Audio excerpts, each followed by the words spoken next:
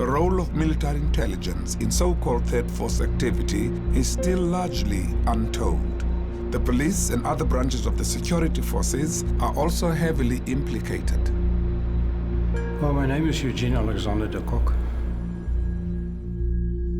Primeval was a name given to me. I don't deserve it. All the primevals is walking outside there, you know.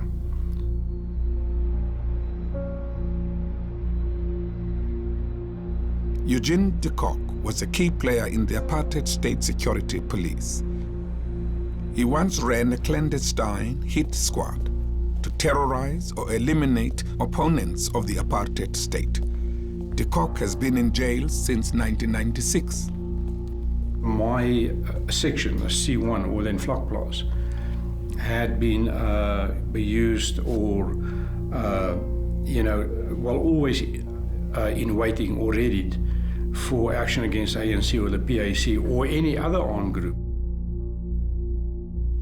By early 1994, de Kock is no longer working for the apartheid state. However, he colludes with his old security force connections to strengthen the eNCA Freedom Party's hand. They also wanted a democracy, but with a free market economy, non-communist. Eugene de Kock was a very friendly person and was an open somebody who could explain the reasons why is supporting the IFP, because our enemy were the same. I then became an official member of eNCA, and yes, we assisted them from there. In the beginning, General Basie Smith okayed 86,000 rand for a manufacturing of homemade shotguns. We supplied ammunition for the shotguns.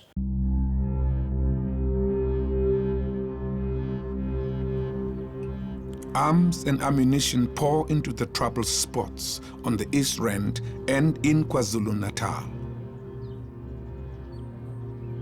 I got information that there was a shipment of weapons coming into one of the hostels in Vosloorus, and there was a lieutenant that was in charge who procrastinated the actual hit on the hostel.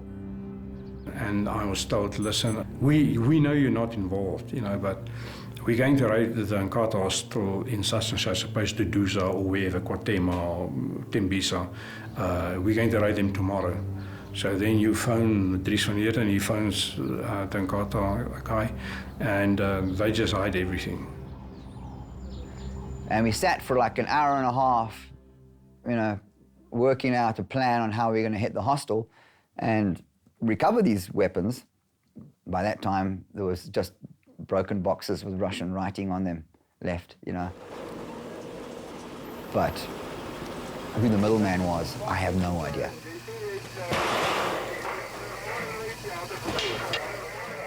Which is why Katlehong was such a volatile area. I mean, it was just saturated with arms and ammunition.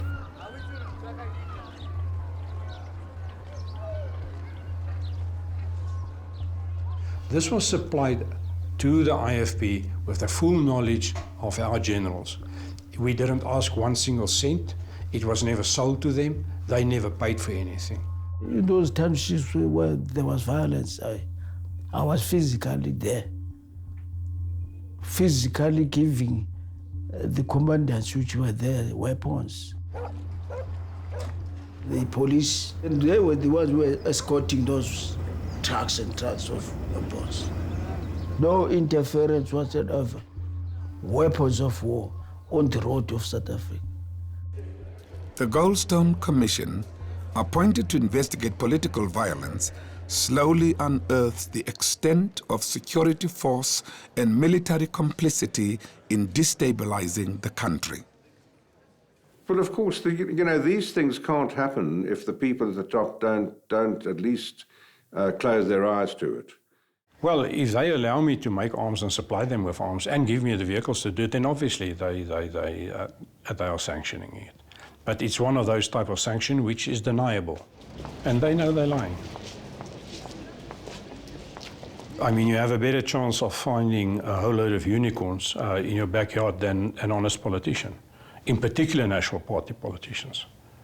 in particular. He blames that he was doing it on orders. And this was the big thing before the Truth Commission. What did I know? Who ordered it? Who ordered what? And really, I'm not going to go into that.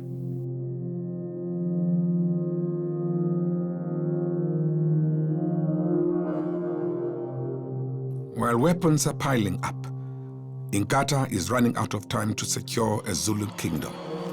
The party vows to boycott the elections. 80,000 eNCA members gather in Durban to hear dramatic new demands from Zulu leaders. The revered Zulu king, Goodwill Zwelithini, calls for complete cessation from South Africa and the establishment of an independent state. We'll fight until we die. If you don't get it, we'll fight until we die. The king and Chief Buthelezi take their demands to President de Klerk. The fact that eNCA was boycotting the election was very serious. There would be a major disruptive force not involved in the election and actually opposed to the election.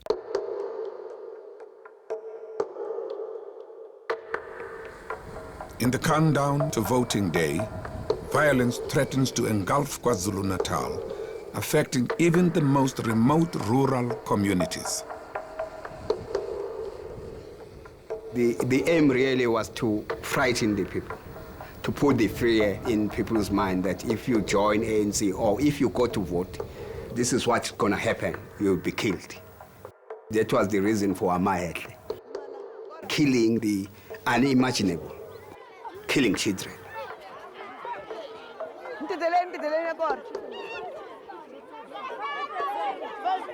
In 1994, South Africa, more especially the black South Africans, would be casting their votes for the very first time in their life history. Some of the children were busy mounting election posters to the electric poles. Some of them requested mealies from other families, and they had firewood where they sat together and fry the mealies. While they were doing that, they were excited. As a result, they were singing. You know, all those Zulu songs.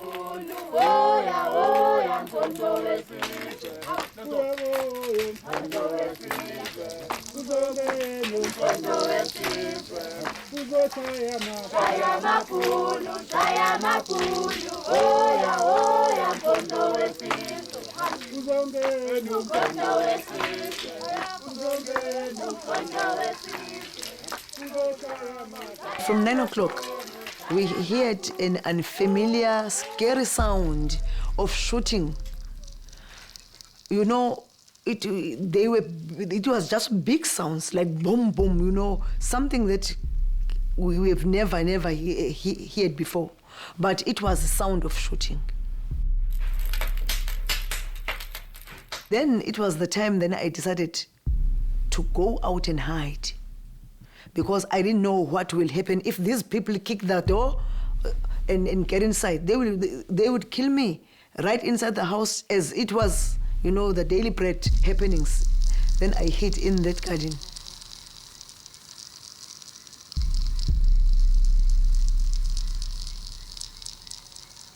Then in the morning, I followed the crowd to the scene up there.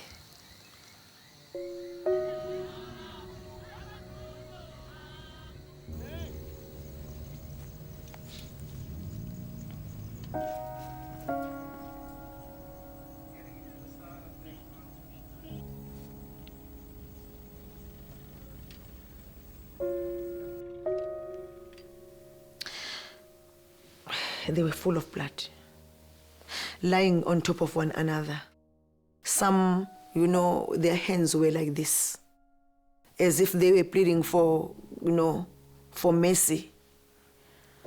But they were all gone.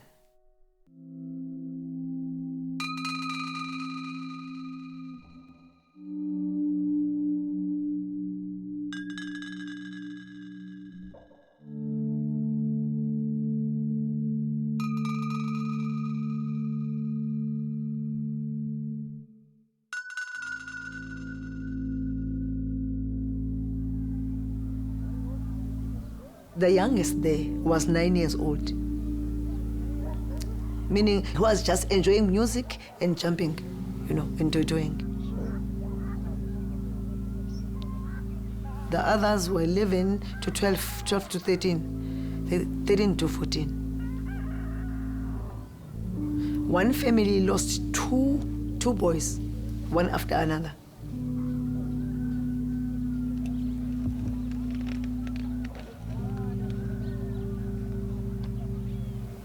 Really, the blood of our kids will just remain in their hearts and their hands.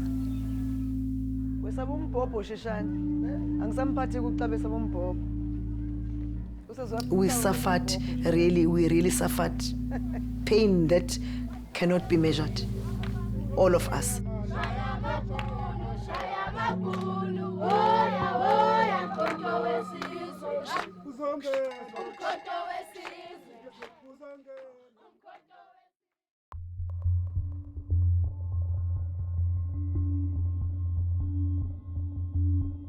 With D-Day approaching, the Afrikaner right wing is digging in its heels, preparing for a fight that might lead to civil war. In organizing any form of violence, it has to be done secretly. Very few people must know about it. And thirdly, you must have a safe base to operate from. So I discussed this with Constant, and I climbed into an aircraft and flew up to Angola on a secret flight to meet with Jonas Savimbi. Savimbi and Constant were great friends. I said, Constant sends his compliments and he wants to know, could you supply him with base facilities and weapons should we become involved in a freedom struggle? And Savimbi's words were, everything I have is at Constant's disposal. Constant Viljoen was such a popular military leader that very, very few men in uniform would take up arms against him. Applaus! Peace! Herlei! Applaus! Peace! Herlei! But more than half of the present Defence Force, and I'm talking about the permanent force, and specifically the Air Force, was just about solidly behind us. It was not only to delay or to fight or to do away with the election of 27 April. It was, if necessary, a fight to the end. We then started with training, coordinating and selecting more than 50,000 people. The military plan, I usually explain by saying that if you are a lamb and you argue with the wolf, you do so with a pistol in the hand. In order to create the right kind of chaos, we could cut off most of the power at any given center. You can imagine how many government institutions, as well as private industry, would have to negotiate with us. Please switch on the power. We knew every key point, with photographs, with security arrangements, with everything. But the key was that we would kidnap on a decided time when we knew there would be a meeting of the ANC executive and the top Nationalist Party officials. We will kidnap these leaders, including Mandela and de Klerk, and fly them out to Angola.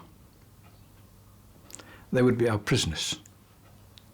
And we would create an environment where we would force them to negotiate on our terms.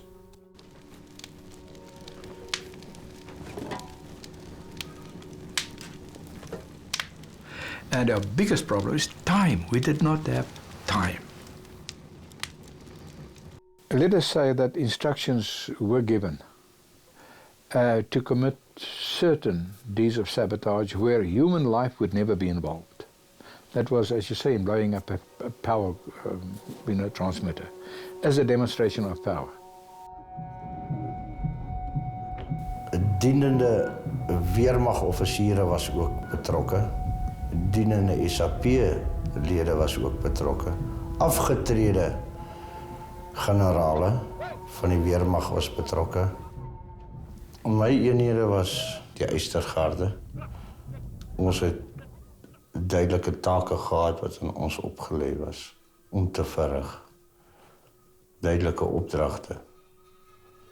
Wat ons dan ook gedoen en uitgevoer het.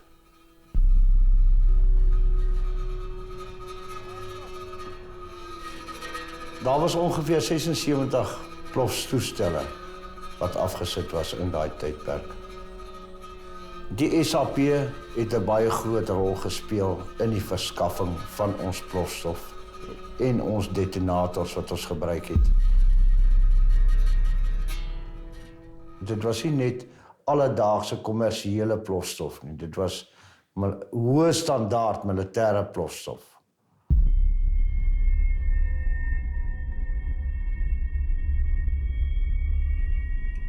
Reports emerge about thousands of Zulu men being conscripted to paramilitary training camps like Mlaba, deep in the KwaZulu bush.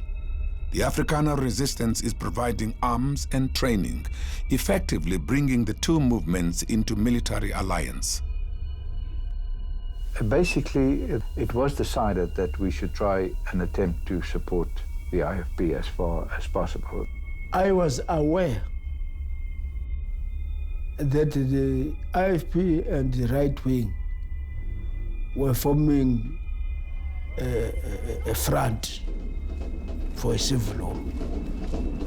The IFP was raising an army at Mlaba camp. Thousands of IFP men and women were trained there. Ultimately, I commanded more than 10,000 people. And this was basically, we were creating a non-official defense force or police force for Buthelezi. I have no doubt that Buthelezi was kept fully informed. At the Mlaba camp, they drew firearms. It's ridiculous to say that even those few people, it was raising of an army, because we have a right to defend ourselves. We had a right to defend ourselves, to defend our property, government property, which is actually taxpayers' money.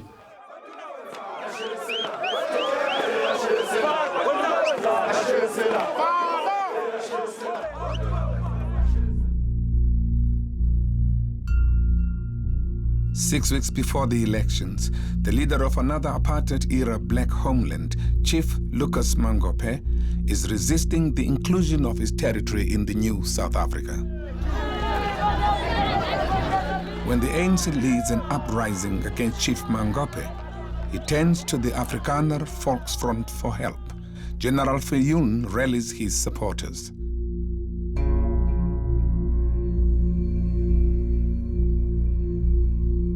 So we were prepared in Bophuthatswana to fight against the ANC uprisings, which came down to a movement from all over the country in one night. It wasn't just going to be a Sunday school picnic. It was going to be a very serious operation. The AWB is part of the right-wing operation. My dad was Alvin Wolford. He belonged to the AWB. He was a mechanic in Northam-Spruit. He was a big-hearted man, family man, loved animals, wanted to be a farmer, but unfortunately never got to that. Funny, very naughty sense of humor.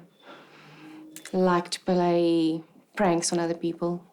That's the kind of man he was. He wanted to make a difference. He wanted a better life for me and for other young people in South Africa. He thought that joining the AWB he would be able to make a difference through them and have a better future and a better way of life for the Afrikaner people in South Africa. few weeks before he went to Bob, his sister came and visited us. And he told her, I'm going to die. And that morning he said to my mom, I don't want to go. My mom said, but you have to. You have to go. What are the people going to say? You are general. You have to go. You have to go and lead.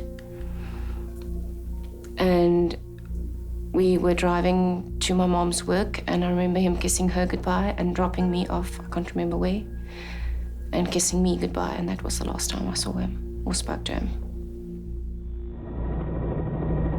In Bophuthatswana, the chaos continued overnight. Houses burnt and shops looted. A people's uprising leading to a total breakdown in law and order. And this morning came a sinister turn. Thousands of heavily armed right-wing extremists began patrolling the streets of the capital, Mmabatho. They'd come, they said, to assist the loyal factions of President Mngophe's defense force. Their aim, to restore order and enforce martial law. A development that terrified the local population. Die versoek van die president van Bophuthatswana was uitsluitlik, en dit was sy woorde, my land is besig om te brand. Al wat 'n borrelstoer en kettingwinkelgroepe wat destyds daar was toe alreeds of aan die brand gesteek of hulle was besig om hulle te plunder. Dit was chaos. Ka di 10 tsa March ne ke tswa go gae ke a Mega City ke a go luta. Ela ke tla go eta gate ya Mabitla go jampa maburu a mabedi ke ha ba ntshwara ya nsene gore ke bone gore ke le buru ke ile ka motshwara ka maoto. Ha ke motshwara ka maoto ka utlwa re motho o heri o na le bobowa mo maotong. Ga ke thena ke mo sheba ke tla pere borgo ba khaki bo boshoto le t-shirt ya khaki go na le dibetšhenyana fa. Ga le ntshwara le mpa bulete le mpotsa re ke tsena kereke e feng. Ha le tsa go mpa bulete ha dira monwana yana ka re motho wa mpola ke a tšhika tlhogo ke shebela kwa madia ba a spreader e be ba ithaba re ke sude ke be ke gogobela mo ditlhageng ke iphitlha ke thulamela. Part of Bophuthatswana's army and police joined the uprising and began to fight back against the right-wing force. Kana pelo re le mo nakong ya dijo le ra utlwa go lla dithunya le ka tswela kontle go tswela ha ka kontle ile ha ke tswela kontle ke be ke bona batho ba tletse mo gating.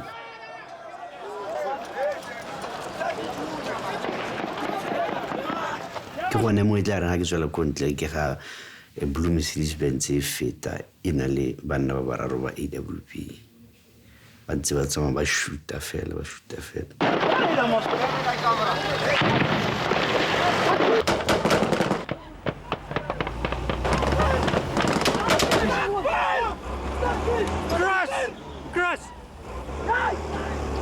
We ran into the middle of a convoy of AWB guys, maybe 18, 20 people.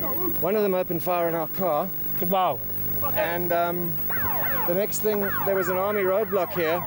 And the army guys, I'm not sure who opened fire first, but there was about a 5-minute gunfight. And we were caught in the middle of it, and these guys got hit. And you keep shooting, I'm not sure. This guy is wounded. Fuck it, please, can somebody just get us a fucking ambulance? There's no fuck anymore. What do you need here? There's no fuck anymore. Huh? We need the ambulance for this guy. Ke be ke khona go tshela ke potela ka kwa. Ke re ke ba kwatetse ka ntla gore bane ba thunya batho ba sena molato gore ba thunya fela, and then mo leng gore za Chris Chabane se lebile rona re le mapodisa gore ba sireletse.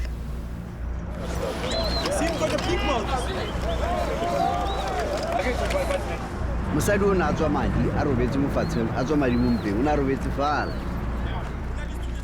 Ya batho ba ne ba ntse ba go eletsa ba ntse ba re ba thunye. Huh?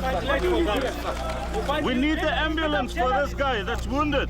No, but you also wanted a journalist. Who sent you here? Huh? I had never beat anybody. No, what did you want here? Do you stay here? Excuse me, sir, what are you doing here in Bophuthatswana? I was called up here Yes? by the Volksfront, the leaders of the Volksfront, Yes? and that's it. Who shot at you? Pardon? Who shot at you? Who shot me? Yeah. Well, it's I believe it's the Bophuthatswana Defense Force. Why were you shot? I don't know. Did you go through a roadblock?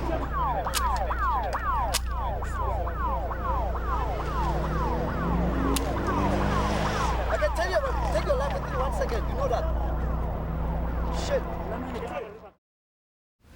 Ene o na go betse gore ke decide go mothuntshe o na go betse o ne ke mo gobaditse o na le ka go isa sethunya mo lethekeng la gagwe o na robetse mo fatshe le ka go tsa sethunya o na tsentse sethunya mo lethekeng ke be ke bona gore once ya ka fitla a tshwara sethunya se wa go nthuntshe.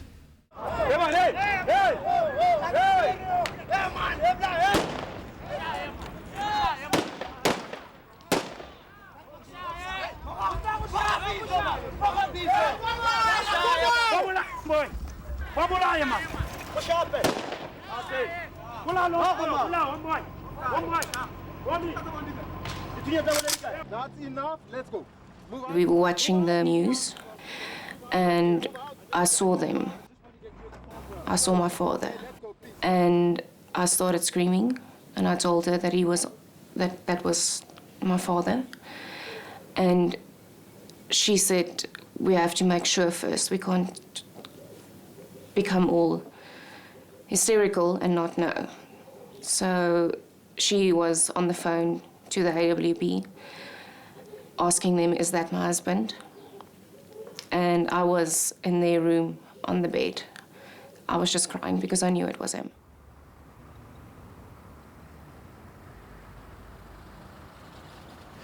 Mr. Mmabatho re thusitse thata ka gore maburuane ba re bolaya ba re tseneletse mo motseng re sia mo matlong.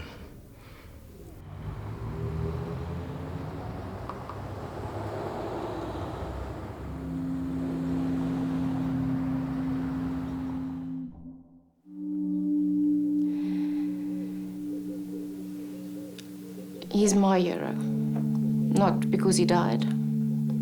He was my hero because he was my dad. The fact that other people see him as a hero or a martyr because of the way he died, I don't agree with that because I don't feel it was necessary. He died for something he believed in, which I respect, but it didn't make a difference.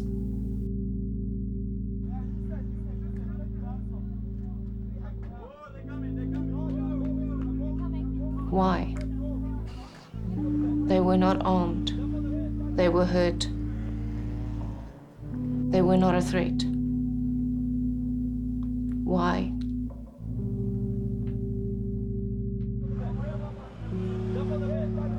Now, the AWB was a well-known organization for problems. And eventually they caused the final breakdown of my confidence in my own ability to go for a war or to use military force as an action. That was the final decision, forcing me towards the idea of negotiation.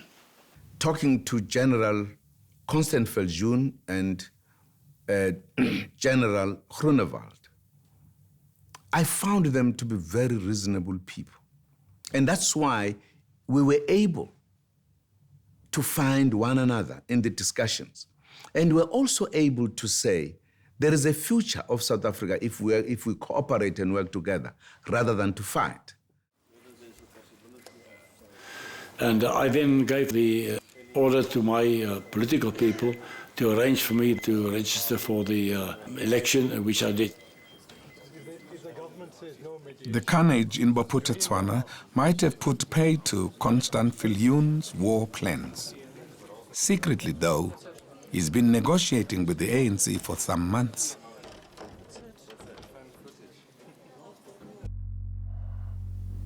Constant Viljoen het besluit hy gaan kies. Hy gaan verkiesing toe.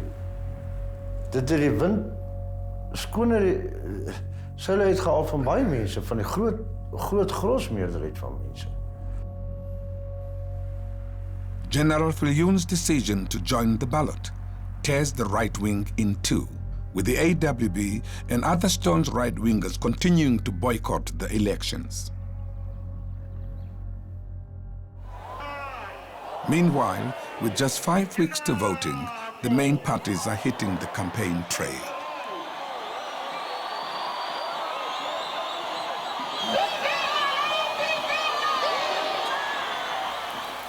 The ANC can never lose this election.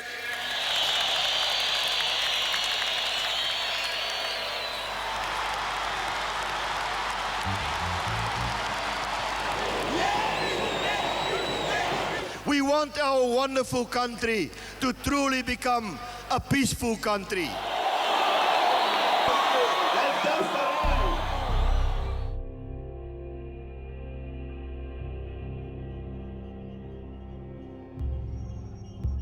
While electioneering intensifies, eNCA is still boycotting the vote.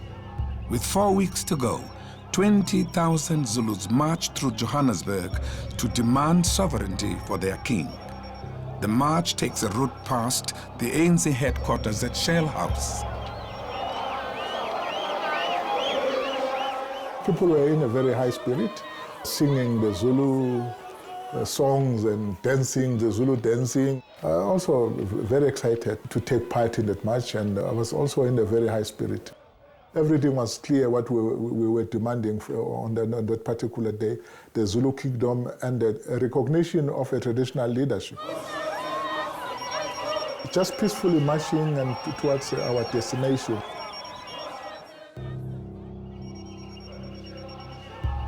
They were very intimidating in many ways. You could see the weapons, both in terms of spears, knobkillies, and firearms we saw in the crowd.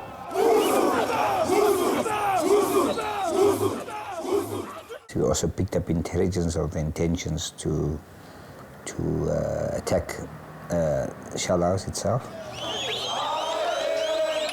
Today, South Africa's township wars exploded onto the streets of Johannesburg.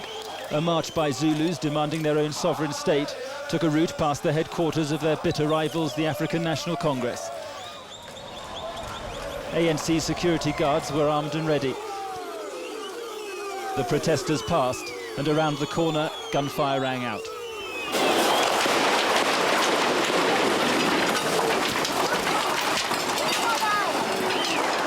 Out of nowhere, we were just gunshots from all over, and we realized that we were under attack.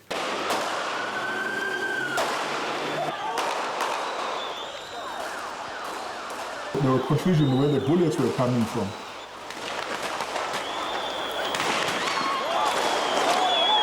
When they were coming from those tall buildings there, and people were shooting down at our people. I thought I was going to die on that day. I was really resigning from life, saying that now, if this is the time, and so be it. The transition to democracy is becoming increasingly bloody. The same evening, troops move in to take control of Johannesburg, a city in chaos. eNCA and the ANC each blame the other for instigating the violence. Violence that throws next month's elections into increasing uncertainty. What no one knows yet is who gave the order to shoot at the Zulu protesters. And my image of it is the Mandela acknowledgement.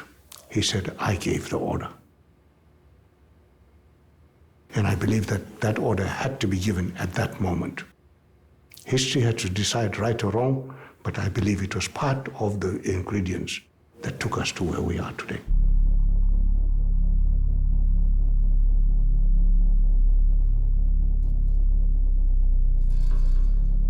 From Joburg to Ulundi, I've offloaded trucks and trucks of weapons. Grenade launchers, submachine guns, light machine guns, grenades, anti-personnel mines, tank mines.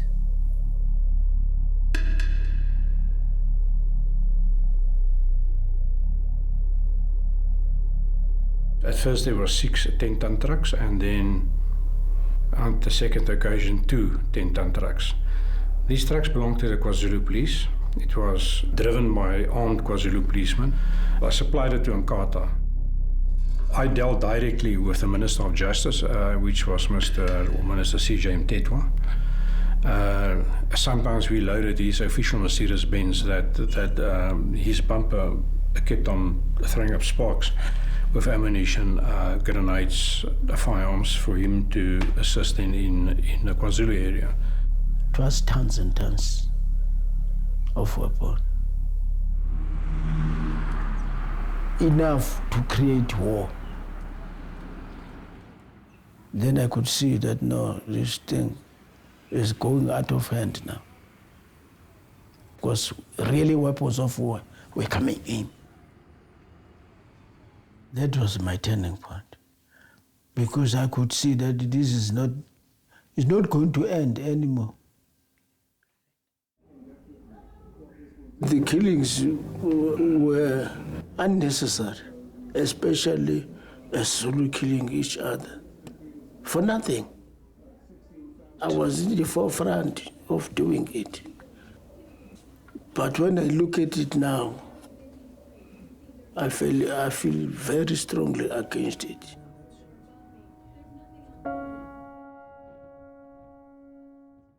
Troubled by the way military intelligence is orchestrating attacks and counter-attacks, Daluxolo Luthuli defects from eNCA to the ANC. He takes his henchmen with him, which deals one more blow to eNCA's power structures. Daluxolo's turning at a given time was an important element to influence the dying down of violence because of the role he had played. Daluxolo as an individual, he had trained a lot of people who were part of the people who were killing people.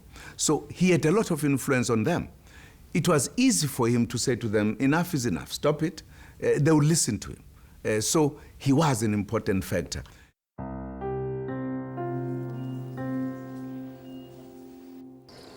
Negotiators reach a last-minute deal to secure the kingdom of KwaZulu and the role of its king. eNCA joins the elections.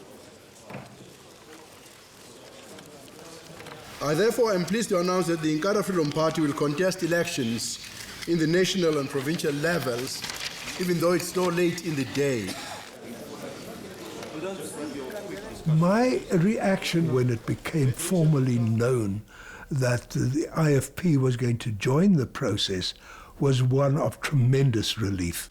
I stand firm once again in my belief that we are one country, we are one people, Africans, colors, Indians, and whites.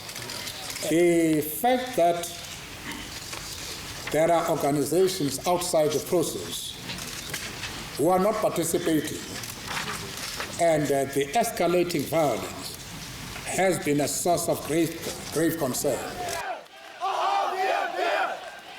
At last, eNCA is in the fold. However, the AWB continues its fight for independence.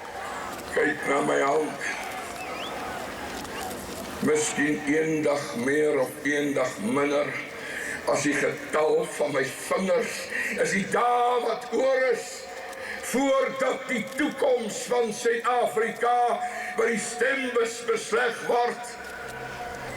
En die 10 dae wat oor is, word ons soldate van God drie-enig. Ons was goed ingegrawe gewees. Alles was takties uitgewerk gewees. Die teikens was baie oordeelkundig gekies gewees. Die toestelle moes op so 'n gebied geplaas word to make maximum impact.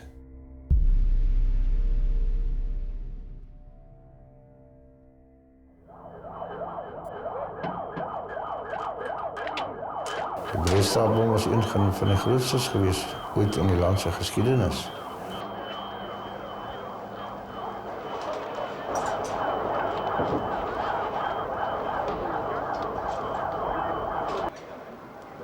Dit het deel uitgemaak van die beplanning om te verhoed het dat mense na 'n stembus toe kon gaan.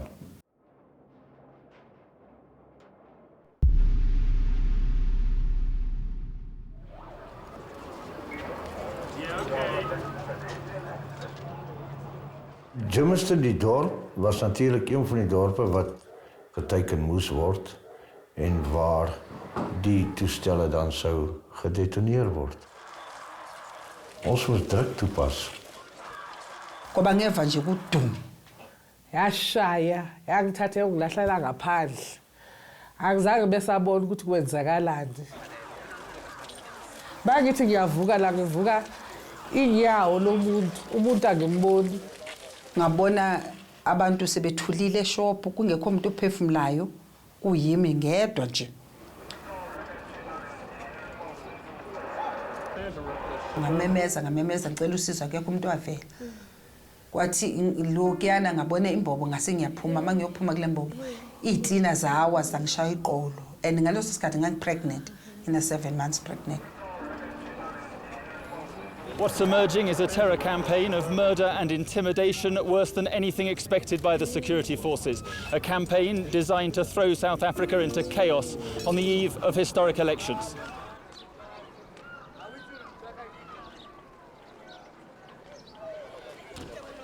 On voting day, millions of South Africans get up at sunrise to queue at the polls, undeterred by the spate of bombings.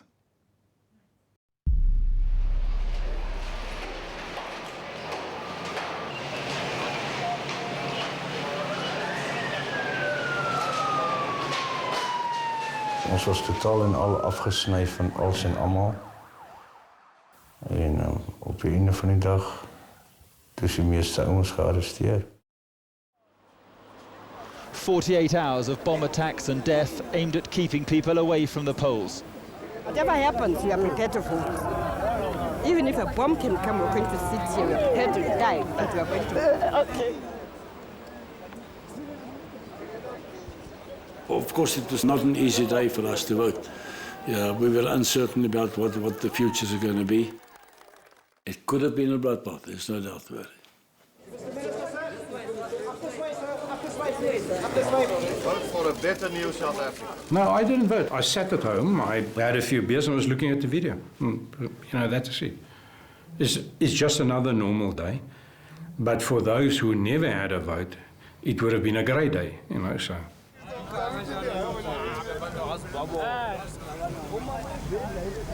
I personally wanted to vote for those of my family members who died during the violence. I wanted to vote for them.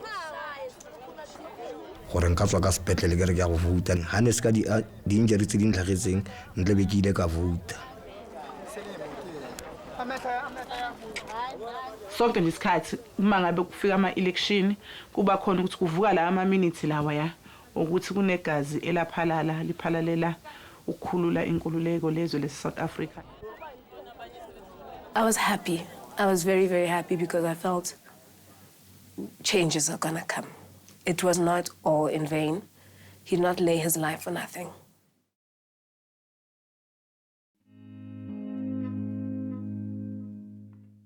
The 1994 elections bring freedom at last, but at a huge cost. It's easy to forget the many thousands who died during this time, and those who still bear the scars. Looking back, the last year of apartheid was a period of both pain and of hope. Change was certainly a miracle, but it was a truly bloody one. The real miracle was that the elections happened at all.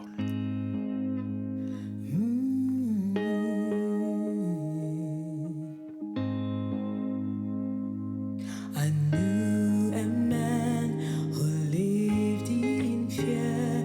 It was huge, it was angry, it was drawing near. Behind his house, a secret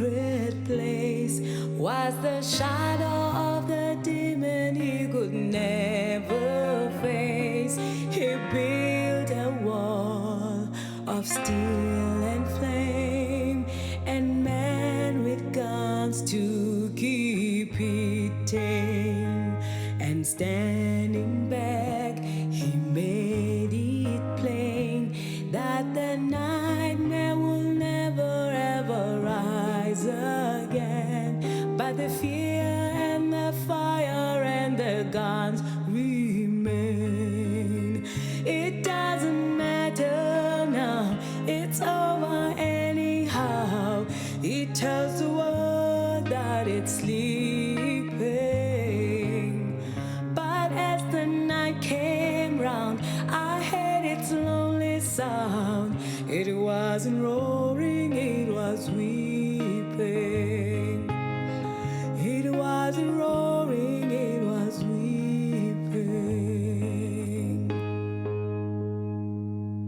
And then one day the neighbors came. They were curious to know about the smoke and flame. They stood around outside the wall, but of course there was nothing to be had at all. My friends, he said, we've reached our goal. The threat is under fame control. As long as peace and order reign, I'll be damned if I can see a reason to explain why the fear and the fire and the guns remain. It doesn't matter now, it's over anyhow. He tells the world that it's sleeping. But as the night came round, I heard its lonely sound. It wasn't roaring, it was weeping. It wasn't roaring, it was weeping.